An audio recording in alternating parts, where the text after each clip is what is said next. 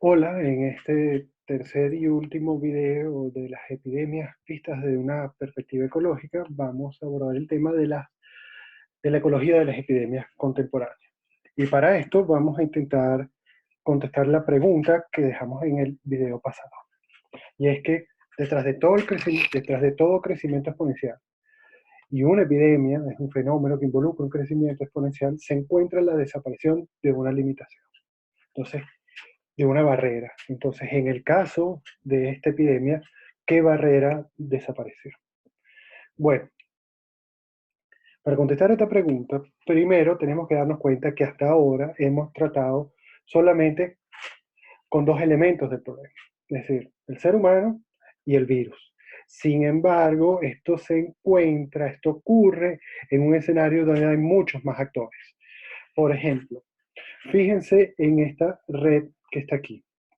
En esta red, cada nodo es una especie diferente, donde el tamaño del nodo quiere representar la cantidad de virus que se encuentran en ese organismo. Los vínculos entre diferentes nodos, el grosor de estos vínculos es la cantidad de patógenos que se comparten. Y los colores en morado, en púrpura, representan animales silvestres, mientras que en azul aparecen animales domésticos. Esto es una red de hospedadores de virus zoonóticos en este caso. Entonces, lo que nos muestra es que existe una maraña de interacciones que permiten que ciertos patógenos circulen por esta red ecológica. Ahora, algunos de estos virus tienen la posibilidad de también causar enfermedades en el ser humano, es decir, de dar un salto zoonótico. Ahora, basta que el ser humano entre en contacto, ya sea con un organismo, con un animal de estos silvestres o con mayor probabilidad con uno domesticado, por ejemplo, en un mercado como este, para que tomando en cuenta cómo es la red global de transporte, esta enfermedad tenga la posibilidad de causar una epidemia. Digo la posibilidad porque al inicio de una epidemia, en esta típicamente los eventos estocásticos son muy importantes. Por ejemplo, vamos a suponer que hubiese ocurrido si la primera persona que se contagió de, del coronavirus actual, de repente hubiese sido una persona sumamente introvertida, que este, sale de su casa muy pocas veces y tiene muy poco contacto con otros seres humanos. Bueno, lo más probable es que no se hubiese contagiado a nadie y desaparece. Es decir, pero esto es un evento estocástico. Ok, ¿verdad? Pero en este contexto de interconexión del planeta Tierra, hay que entender de que existe la posibilidad y que seguramente van a haber otras pandemias. Y que muy probablemente sea de un caso similar, es decir, con una enfermedad nueva, una enfermedad emergente. Vean, de los brotes que han ocurrido en los últimos años, la mayoría de ellos han sido por eventos zoonóticos, es decir, por saltos, como esto de lo que estamos hablando. Ahora, esto no explica el fenómeno en sí. ¿Cómo es que nosotros entramos en contacto con estos organismos que tienen virus con los cuales nunca hemos nosotros entrado en contacto y por lo tanto no tenemos ningún tipo de inmunidad, estamos desguarnecidos? Bueno, eso ocurre porque hay una pérdida de hábitat inmensa en el planeta Tierra. Cada vez las los poblados humanos penetran más profundo y destruyen estos hábitats y entran en contacto con organismos con los que nunca habíamos estado y por lo tanto con sus virus, con los que nunca habíamos entrado en contacto. Ahora, ¿qué se encuentra detrás de esta pérdida de hábitat? La causa fundamental de la pérdida de hábitat es la expansión de la frontera agrícola, es decir, la deforestación que se hace para cultivar o para criar animales. Ahora, esto está asociado a un tipo de agricultura particular, que es la que conocemos como la agricultura de la revolución verde o la agricultura industrial. Es esa agricultura que se hace en grandes extensiones de terreno, en monocultivos, con lo que eso significa que hemos visto, y además necesariamente involucra el uso de una serie de insumos que por su parte están relacionados con el cambio climático. De hecho, este tipo de agricultura es la responsable de un tercio de las emisiones de gases de efecto invernadero que producen el cambio climático, que a su vez produce una distribución diferente de las especies, lo que incrementa la posibilidad que nosotros estemos en contacto con especies con las que no habíamos estado en contacto anteriormente. Es decir, estos dos problemas se retroalimentan. Pero además, la retroalimentación es más compleja. Fíjense, aquí yo les voy a hablar de unas ideas que ya, ah, las ha desarrollado Rob Wallace en este libro que los recomiendo, y es la idea que plantea que este tipo de forma de criar animales y de hacer agricultura involucra este tipo de escenarios, ¿verdad? Donde hay grandes densidades de, de animales, o esto. Ahora, vean esta imagen y pensemos en estas redes. Bueno, basta que alguno de estos organismos se contagie con un virus de estos emergentes y viendo la relación que ya sabemos entre la densidad poblacional y la posibilidad de que en esta población ocurra una epidemia, nos damos cuenta que esto es un caldo de cultivo. Pero esto no solamente se restringe a lo animal, estos tipos de paisajes también ocurren en lo vegetal, en la agricultura. Y todas las fotos que hemos visto, todos esos paisajes que hemos visto, son paisajes descontextualizados.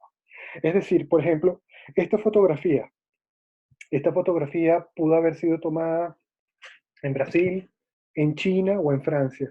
Es decir, es un paisaje agrícola que no responde a las particularidades del contexto ecológico en el cual se encuentra. Eso trae consigo una serie de consecuencias. Déjenme profundizar en esto. Miren, ese tipo de sistemas, como el que acabamos de ver, este, el ideal de ellos es comportarse de una forma lineal, como esto que está aquí. Es decir, se espera que la energía que está en el sol pase a las plantas, de las plantas directamente, sin pérdida, a los animales y finalmente al ser humano. En este tipo de sistema lineal, cualquier biodiversidad extra que entre en el sistema es considerada una merma en la eficiencia y por lo tanto se elimina. Bueno, sin embargo, los ecosistemas naturales en realidad son sistemas complejos. Con esto quiero decir que están compuestos por un conjunto de elementos que interactúan de múltiples formas, como lo que vemos aquí. Veamos, por ejemplo, este áfido que está aquí. Veamos que este áfido se alimenta de esta planta, que es en realidad esta misma planta que está aquí. Pero este áfido, a su vez, es el alimento de todas estas especies. Eso impide que la densidad, es decir, que el número de individuos de la población de este áfido se incremente. Es decir, en este sistema existen mecanismos internos de regulación de la densidad poblacional. Ahora, este tipo de sistemas en algún momento entran en contacto. Y cuando esto ocurre, nada impide que este ácido pase acá. Ahora, en este sistema que está sobresimplificado ecológicamente, no existen mecanismos internos de regulación que permitan controlar la densidad de este ácido. Es decir, si no se interviene, va a haber un problema, una explosión poblacional, una situación de plaga en este caso. Es por eso que se aplican agrovenenos. Ahora, la posibilidad de hacer esto crea la falsa impresión de dominio, del dominio de la naturaleza. Pero esto es una ilusión como nos muestra lo que está ocurriendo ahorita. Si nosotros dominamos a la naturaleza, ¿cómo es posible que tengamos este fenómeno? Ahora, o imágenes como esta del año 2017, donde ustedes recordarán que uno pudo ver en una misma fotografía tres huracanes de categoría 4. Es decir, es falso, no existe. Ahora, no existe tal dominio sobre la naturaleza. Ahora, ¿qué se puede hacer? Bueno, déjenme presentarles este ejemplo que trata de otra importantísima epidemia agrícola que está ocurriendo ahorita en los cítricos, que tienen jaque la producción a nivel mundial de cítricos, que es conocida como la enfermedad del dragón amarillo. Se encuentra distribuida prácticamente en todo el planeta. Hay tres variantes, ¿verdad?, del organismo que la produce, que es una bacteria, que es esta bacteria que está acá, que se aloja en las tuberías, en los haces vasculares de los cítricos y las terminan matando. Esta bacteria, para pasar de una planta a otra, se vale de este hemíptero, que es su vector, ¿verdad?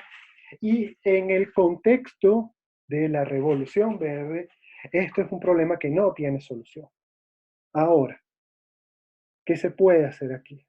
Bueno, lo primero es darnos cuenta que esta situación no es en blanco y negro, como típicamente ve las cosas la Revolución Verde. Y que existe una diversidad de opciones. Por ejemplo, este es un problema en el cual estoy trabajando ahorita, estoy utilizando, por cierto, un modelo SIG metapoblacional, y lo que hasta ahora he encontrado que las posibilidades pasan, por ejemplo, por utilizar a esta avispita cuyas larvas se alimentan de este míctero, pero también involucra introducir en este sistema flores para que los adultos de estas avispitas se alimenten y sobre todo para que penetren en todo el campo de cultivo, y además involucra incluir en estos sistemas guayabas porque estas mícteros no les gustan las guayabas, de hecho las guayabas son repelentes para ellos. Además, este sistema involucra, ¿verdad? Hasta, hasta donde hemos, por, hasta donde hemos llegado, hasta los resultados que hemos obtenido, necesariamente un monitoreo importante. Pero lo fundamental, ¿verdad?, es que esta propuesta se fundamenta en trabajar con la naturaleza y no en su contra. En este caso, incluir biodiversidad, pero sobre todo, repensar estos sistemas en términos ecológicos. En el ámbito de la agricultura, esto es lo que se conoce como agroecología, pero estrategias similares se pueden emplear para todas las dimensiones del quehacer de la vida humana. Y lo fundamental aquí es abandonar esa idea que está profundamente arraigada, que plantea que existe un abismo ontológico entre nosotros y el resto de la naturaleza. Un abismo ontológico que es infrancable. Es decir, esa idea que plantea que el ser humano es radicalmente diferente del resto de la naturaleza, que está desconectado de ella, y que por lo tanto lo que le haga al resto de la naturaleza no le afecta. Fíjense, déjenme profundizar un poco para que vean algunas cosas aquí. Miren, esta figura que está aquí, esta red que está aquí, representa un monocultivo de maíz, donde los nodos representan diferentes especies. En este caso, este es el maíz, pero todos estos son o insectos que se alimentan del maíz o microorganismos que son capaces de causar enfermedades en el maíz. Fíjense, esta otra imagen que está aquí representa un conuco, en específico un conuco del pueblo indígena Jivi, que es un pueblo indígena que vive en el sur de Venezuela y en la región fronteriza en Colombia. Ahora, de nuevo aquí, cada nodo representa una especie diferente y los vínculos, ¿verdad?, como en el caso anterior, representan interacciones ecológicas. Es decir, diferentes, cada color representa un tipo diferente de interacción ecológica. Bueno, si uno compara estos dos sistemas, ¿verdad? Interesantemente, uno se encuentra con que ambos tienen el mismo número de especies. Sin embargo, en el monocultivo se cosecha una sola, mientras que en el conuco se cosechan 11. En el conuco existe un mayor número de tipos de interacciones. En el conuco, las interacciones están más homogéneamente distribuidas. Es decir, no existe un tipo de interacción que domine, como en este caso, como en el caso del monocultivo, que hay un tipo de interacción que es mucho más común. Este tipo de interacción es una interacción tipo víctima-explotador, donde el maíz siempre juega el rol de víctima. Es decir, es una interacción en la cual hay unos organismos que se alimentan del maíz. Mientras que aquí existe ese tipo de interacción en el conuco, pero existen muchas otras. Además, la cantidad de interacciones en el conuco es mucho mayor que aquí. Y sobre todo, ¿verdad?, en el conuco no existe una especie que acapare la mayoría de las interacciones. Es decir, la centralidad del número de interacciones por especie es menor aquí que en el monocultivo, donde vemos que el maíz acapara todas las interacciones. Ahora, si nosotros vemos qué pasa en el tiempo, cómo es el funcionamiento de estos sistemas, vemos que en el monocultivo, estos son las densidades poblacionales, se incrementan, ¿verdad? Y luego caen. Es decir, aquí ocurre un crecimiento exponencial de todas las especies que se alimentan del maíz. Una vez que se acaba el maíz, el sistema colapsa. Eso no ocurre aquí. Es decir, en el conuco es un sistema que evita el crecimiento exponencial, es un sistema que es persistente, es un sistema en que él por sí solo se autorregula y se tienen cosechas, mientras que para obtener cosechas en el monocultivo necesariamente se tiene que intervenir. Es decir, es un sistema que es inherentemente no persistente. Ahora, fíjense, existen miles de alternativas, ¿verdad? Para replantear de forma agroecológica los sistemas agrícolas, tantas que no las puedo mostrar aquí. Aquí presento en esta lámina un resumen de un metaanálisis sobre el efecto de estas alternativas. Aquí abajo ven diferentes alternativas que todos involucran incrementar la biodiversidad de estos sistemas. Y aquí en esta figura se interpreta de la siguiente manera. Cuando ustedes tienen puntos que están por encima de esta línea, quiere decir que la estrategia logra regular, logra impedir el crecimiento exponencial dentro del agroecosistema. Ahora, todas estas estrategias involucran abandonar el monocultivo y todas involucran incrementar la biodiversidad para lograr impedir el crecimiento exponencial. Aquí las personas típicamente dicen, bueno, sí, esto es muy interesante, pero en estos sistemas, con estos sistemas no se puede alimentar a la humanidad, lo que es falso. Miren, en todas las láminas que les he presentado, en la parte inferior siempre ha aparecido las referencias que he utilizado para usted, en donde obtuve la información que les presento. Vean ustedes que aquí les presento muchas.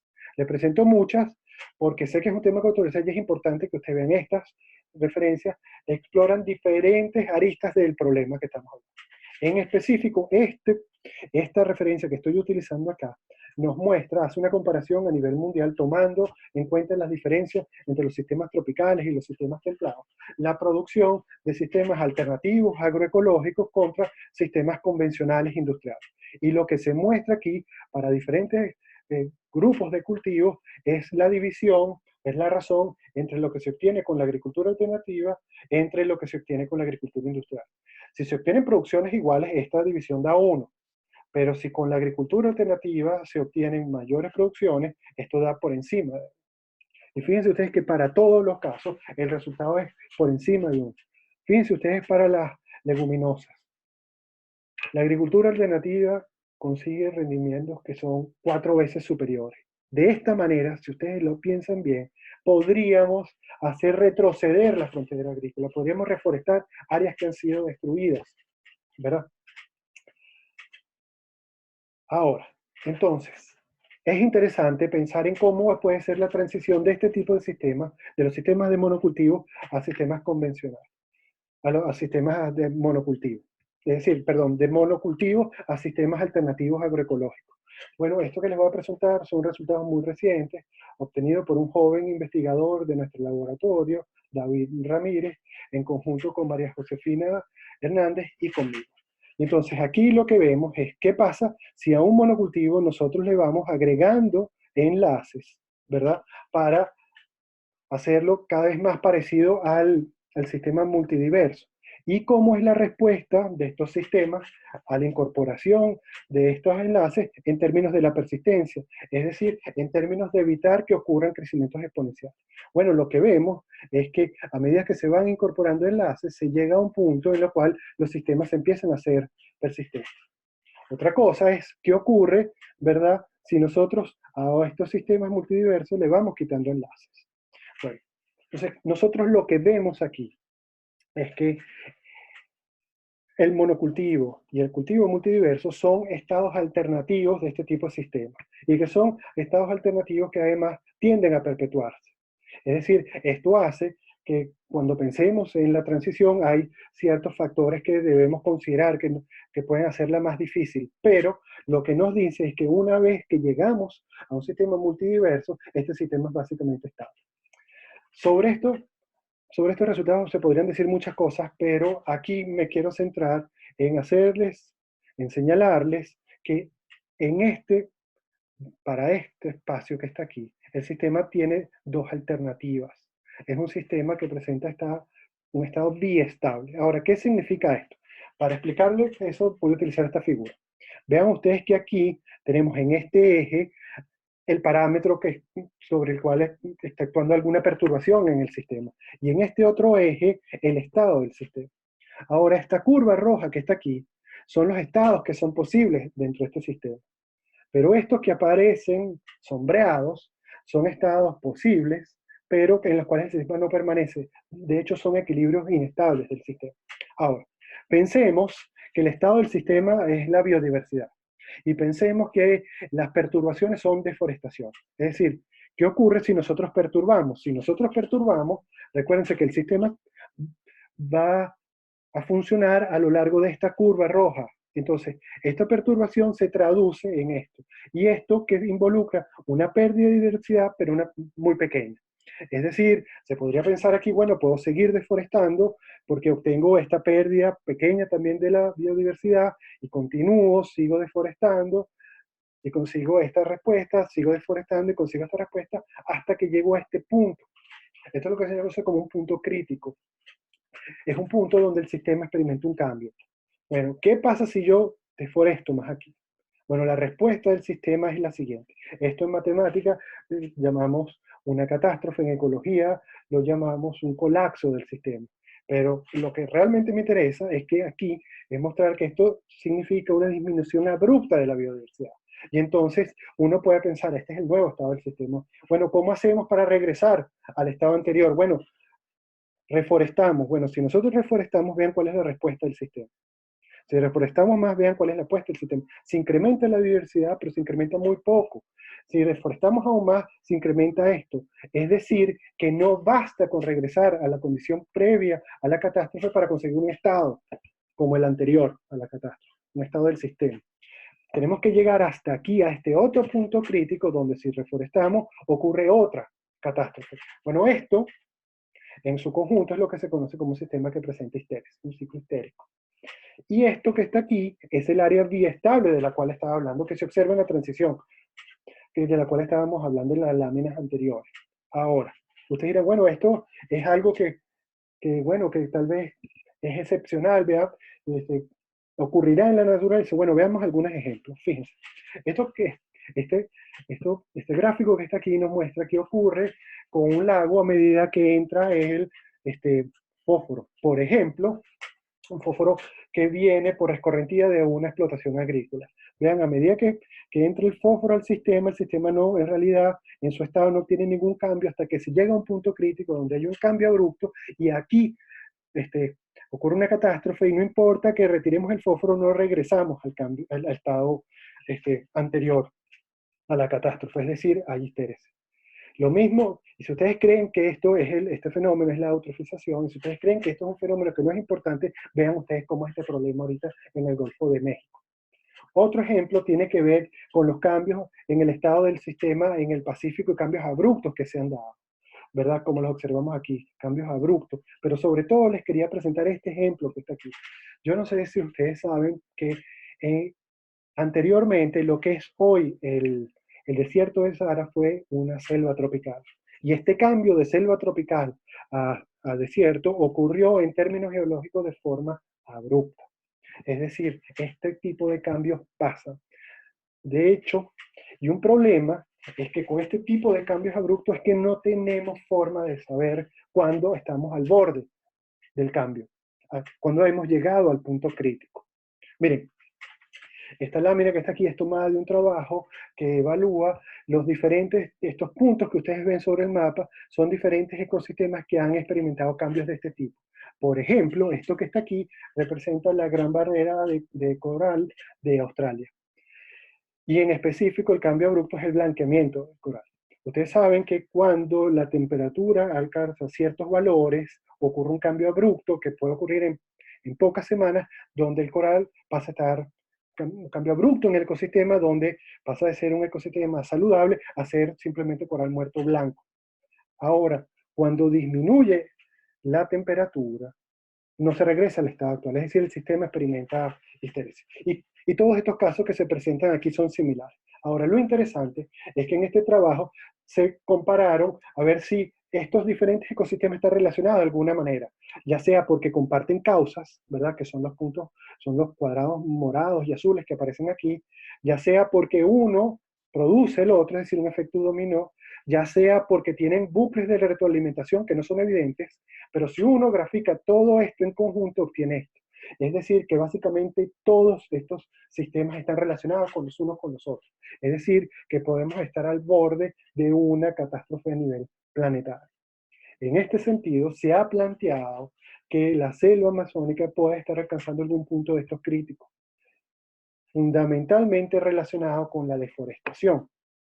Como sabemos, el año pasado en Brasil y en Bolivia hubo muchos incendios, muchos de ellos relacionados con la expansión de la frontera agrícola. Otro gran problema que hay ahorita en el Amazonas es la minería. Ahora, en todos los casos, esto involucra que los seres humanos están penetrando en esta selva y si recordamos lo que hemos dicho de las posibilidades que esto involucra para saltos zoonóticos, nos damos cuenta que esto es una situación realmente explosiva. Bueno, yo espero que ya a este punto sea evidente que todos los problemas ambientales están relacionados. Y esto se debe a que comparten un origen común.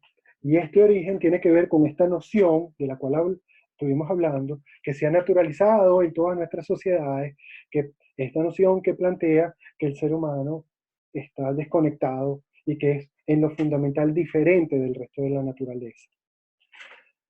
Ahora, esa forma de comprender a la naturaleza es un espejo de la forma en la cual, de esa forma de relacionarnos con el resto de la naturaleza, es un espejo de la forma en la cual a lo interno de las sociedades nosotros nos relacionamos.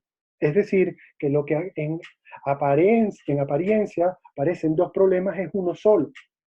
Ahora, esto no debe llevarnos a caer en la trampa simplificadora de que este problema se puede reducir a la confrontación entre izquierda y derecha, porque esta noción de la naturaleza es anterior a estos sistemas de pensamiento y además es común a ambos. Es- y para abordar este tipo de problemas, lo importante es que necesitamos nuevas formas de pensar. Porque ya para terminar, a mí lo que realmente me preocupa es que una vez que se acabe esta pandemia, regresemos a las formas de pensar y hacer que nos trajeron en un primer momento a este problema. Gracias.